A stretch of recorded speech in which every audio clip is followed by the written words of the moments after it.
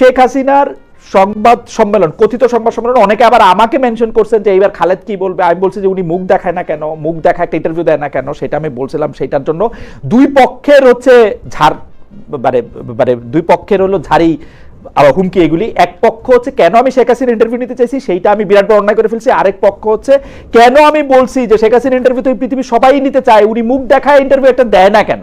এখন উনি একটা কথিত সংবাদ, কথিত কমু না, এটা তো সংবাদ সম্মেলনই না, বড় বড় এরা করছে, কিন্তু ওইটা তো উনি মুখ দেখায় নাই। কিন্তু এরপরে আবার সরকার একটা প্রতিক্রিয়া জানাইছে। বেচারা ফারহানা, আপনার কাছে শুনুন। মানে আমি আই কান্ট এগ্রি মোর, মানে যেটা হাসনাত ভাই বললেন যে এইটাতে দুই দলই মোটামুটি বেনিফিটেড হয়েছে। আওয়ামী লীগ বেনিফিটেড হয়েছে কারণ এখন এই ইস্যুটা নিয়ে বেশ 2 দিন ধরে উত্তাল হয়ে আছে, 2 দিন কেন, এর আগের থেকেই। আর বিএনপি বেনিফিটেড হচ্ছে কারণ আমরা এখন ভয়াবহ গ্যাস সংকট, যেটা আমি আমার প্রথম আলোচনা একটু বলার সুযোগ পেয়েছিলাম, ভয়াবহ গ্যাস সংকট। আমি গ্রামে থাকি, সপ্তাহে 3 দিন খালেদ ভাই 12 থেকে 14 ঘন্টা গ্রামে কারেন্ট থাকে না। এরপরে তো আছে জিনিসপত্রের অস্বাভাবিক দাম, এরপরে আছে নানান রকম নাগরিক সমস্যা। এগুলো কোনো কিছু নিয়ে কথা না বলে আমরা এখন আলাপ করছি শেখ হাসিনাকে। আপনি আমাকে বলেন, গত 2 বছরে শেখ হাসিনার অসংখ্য অসংখ্য অডিও ফোন আলাপ ইয়ে হয়ে গেছে না, লিক হয়েছে না, বা ইচ্ছাকৃতভাবে লিক করা হয়েছে না? সেটার সাথে এই কনফারেন্সের ডিফারেন্সটা কোথায়? আমি কিন্তু কোনো ডিফারেন্স নাই, কোনো ডিফারেন্স নাই। উনি আসবেন, মানে আমি কোনো ডিফারেন্স দেখি নাই আসলে, একই কথা, কোনো ডিফারেন্স নাই, রাইট, কোনো ডিফারেন্স। আচ্ছা, ক্ষমার কথাটা আমি একটু হাসান ভাইয়ের সাথে যোগ করি। 96 সালে আমারও মনে আছে শেখ হাসিনা বলেছেন, যদি অতীতে কোনো ভুল হয়ে থাকে আমরা ক্ষমা চাচ্ছি, একবার সুযোগ চাই। এক্স্যাক্টলি, আমি যদি correct me if I am রং, এইভাবেই শেখ হাসিনা ভোট চেয়েছিলেন যে যদি আমাদের ভুল হয়ে থাকে আমাদের, তাহলে আমরা ক্ষমা চাচ্ছি, আমাদের একটা সুযোগ দেন। আচ্ছা, এইবার কেন এটা বলছে না? এইবার কেন বলছে না জানেন খালেদ ভাই? মনে করে দেখেন তো, 5 অগস্টের পর আওয়ামী লীগ কিন্তু দীর্ঘ সময় কোনো আওয়াজ তোলে নাই। এরপরে আস্তে আস্তে আওয়ামী লীগ সমর্থক যেই সাংবাদিকরা আছেন বা যারা হয়তো মিডিয়াতে কাজ করেন, তারা একটু একটু একটু একটু একটু করে ঘুরিয়ে ঘুরিয়ে বিভিন্ন কথা বলা শুরু করলেন, এবং তারা এই কথাটা খুব আস্তে আস্তে আওয়াজটা বাড়া শুরু হলো তখন, যখন দেখা গেল যে বাংলাদেশে একটা বিন্দু পরিমাণ সুশাসন গত 2 বছরে কোনো সরকার কায়েম করতে পারে নাই। যখন দেখা গেল অর্থনীতির অবস্থা আরো খারাপ, যখন দেখা গেল যে নাগরিক সমস্যাগুলো নিয়ে আমি কথা বলছিলাম সেগুলো কোনোটা কোনো সরকার হ্যান্ডেল করতে পারে নাই, যখন দেখা গেল মববাজি যেভাবে ইউনূস সরকারের সময় হয়েছে কাছাকাছি, তারেক সরকারের সময় একই রকম, প্রায় কাছাকাছি, যখন দেখলো হামে 800 উপরে শিশু মারা যাচ্ছে কিন্তু কোনো সরকারই সেটা দায় নেবে না। ইভেন বিএনপি মানে ট্রাই করছে ইউনূস সরকারকে ডিফেন্ড করার।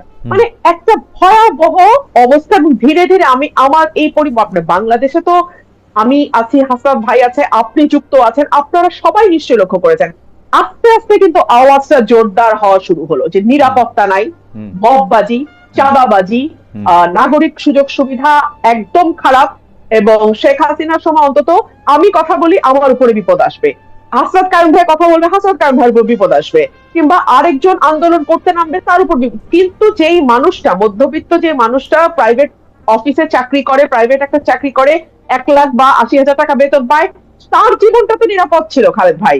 তার তো নিরাপত্তা নিয়ে কোনো টেনশন ছিল না, সে তো নিশ্চিন্তে রাতে ঘুমাইতে পারতো বাসায়, সে তো বাজারে গিয়ে অন্তত মানে দৈনন্দিন বাজারটা মোটামুটি করে আনতে পারতো। কিন্তু আপনি তো বেশি না, আপনি তো একটা স্বাভাবিক অবস্থার কথা বলতেছেন, কিন্তু মানুষ তো আসলে বিপদে পড়ে, তার চিকিৎসা, জরুরি চিকিৎসা প্রয়োজন হয়, তার বিরুদ্ধে তার কোনো একটা মামলা পরিচালিত হতে পারে, তার আপন ভাই কর্তৃক বা নেইবার কর্তৃক, মানে যে কোনো কিছু যেটা বোল্ড ফ্রম দ্য ব্লু, একদম সাধারণ মানুষেরও এরকম নানা ধরনের ঘটনা ঘটে, তখন তো সে দেখতো যে সে বিচার পায় না, পুলিশ তার পক্ষে কথা বলে না। সে যদি আওয়ামী লীগ না করতো বা বিএনপি না করতো তাহলে তার আসলে কোনো জায়গা নাই বাংলাদেশে।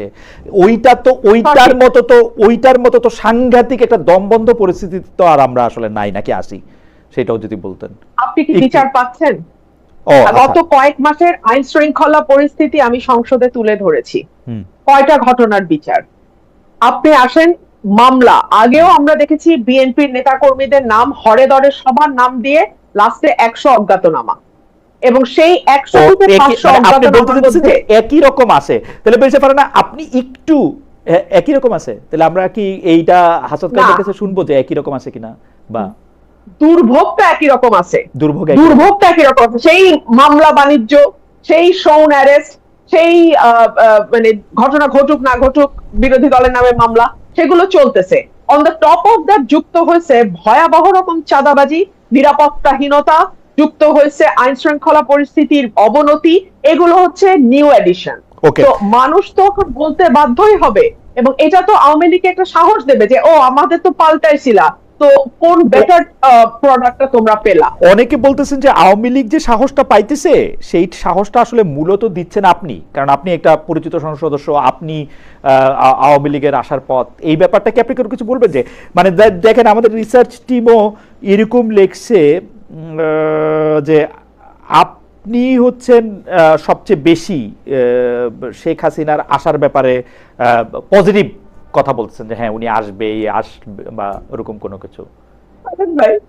ভাই শুনেন, আমি বাংলাদেশের খুবই ক্ষুদ্র একজন রাজনৈতিক কর্মী, but at the same time আমি একজন লয়ার, এবং আমার পরিবারের একটা রাজনীতির ইতিহাস আছে। সো আমি একজন পলিটিক্যাল ফ্যামিলির সন্তান হিসেবে আমি চিন্তা করি আমি ওই জায়গায় থাকলে আমি কি করতাম। সো এই জন্য আমি বলছি কমন সেন্স বলে শি উইল বি ব্যাক। এটা আমার কমন সেন্স বলে। তিনটা কারণ আমি আপনাকে বলে দিচ্ছি এখনই কেন আমি বলেছি। আচ্ছা, হচ্ছে ওনার রাজনীতির একটা দীর্ঘ ইতিহাস এবং ত্যাগের ইতিহাস আছে ওনার পরিবারের।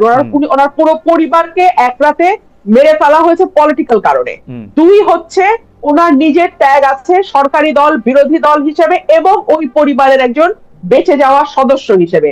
তিন হচ্ছে ওনার বয়স। উনি যদি এখন ভারতের মাটিতে মারা যান, ওনার এই এত বড় দল যেটার পেছনে ওনার বাবা, ওনার পরিবার এবং ওনার আত্মত্যাগ, সেই দলটার কি হবে? তো আমি যদি ওনার জায়গায় থাকতাম আমি আসতাম। তো আমি সেই কমন সেন্স থেকে বলছি। আর আমি আজকে আপনাকে আপনার অনুষ্ঠানের মাধ্যমে এটাও ক্লিয়ার করি, বিএনপির যখন ওই ডোবার নিচে বসে বসে বিএনপির মনোবল চাঙ্গা করার জন্য যেমন আমাকে দরকার ছিল, কারণ বিএনপি তখন আসলে বিপদে ছিল এবং বিএনপির পক্ষে কথা বলার কেউ ছিল না, তো আমি তখনও যৌক্তিক এবং সত্য কথা বলেছি, বিএনপির পক্ষে গেছে। এখন আমি যৌক্তিক এবং সত্য কথা বলি। আওয়ামী লীগ যদি কোনোদিন বাংলাদেশে ফেরে, কোনোদিন যদি বাংলাদেশের রাজনীতিতে যায়, আপনি মোটেও ভাববেন না যে তাদের সাথে আমার খুব ভালো একটা বলি